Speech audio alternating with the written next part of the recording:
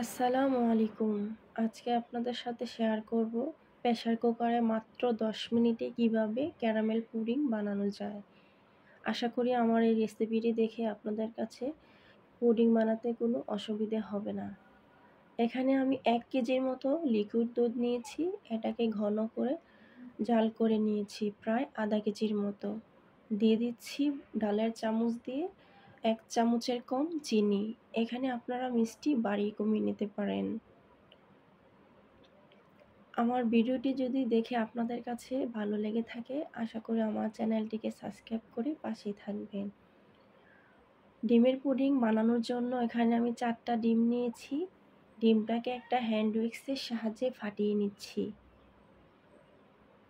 ডিমটাকে ভালো করে ফাটিয়ে নেবেন। তারপর দিয়ে দিচ্ছি দুধের সাথে মিশ্রণটা। এবার ভালো করে আবারও মিশিয়ে নিচ্ছি।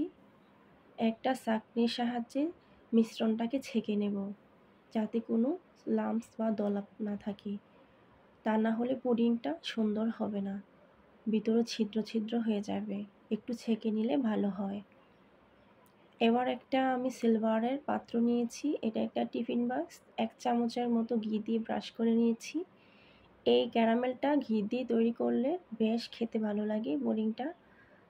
এখানে ৩-৪ চামচের মতো দিয়ে দিচ্ছি চিনি। চিনিটা দিয়ে ক্যারামেলটা তৈরি করে নেব।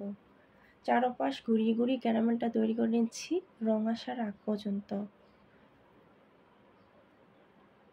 ঘিযুক্ত ক্যারামেল পুডিং আশা করি আপনাদের কাছে ভালো লাগবে দেখে।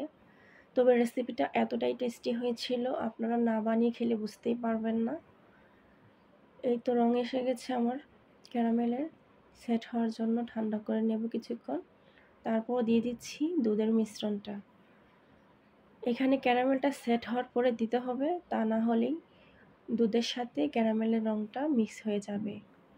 এবার আমি একটা প্রেসার কুকার চুলায় বসিয়ে দিলাম। দিয়ে দেব পানি।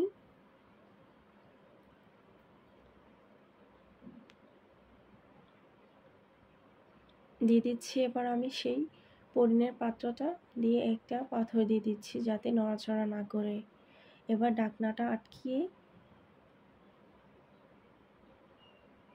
১০ থেকে ১২টার মতো সিটি দিয়ে নিচ্ছি। তাহলে হয়ে যাবে আমার পুডিং। এত সহজে যেই প্রেসার কুকারে পুডিং বানানো যায়, আপনারা ট্রাই না করলে বুঝতেই পারবেন না। হয়ে গেছে আমার পুডিং। দেখতে যতটা সুন্দর হয়েছে, খেতে কিন্তু দারুণ হয়েছে। আশা করি আমার ভিডিওটি আপনাদের কাছে ভালো লেগেছে। যদি ভালো লেগে থাকে আমার পাশেই থাকুন, আর নিত্য নতুন ভিডিও পেতে আমার চ্যানেলের সাথেই থাকুন। ধন্যবাদ সবাইকে। আল্লাহ হাফেজ।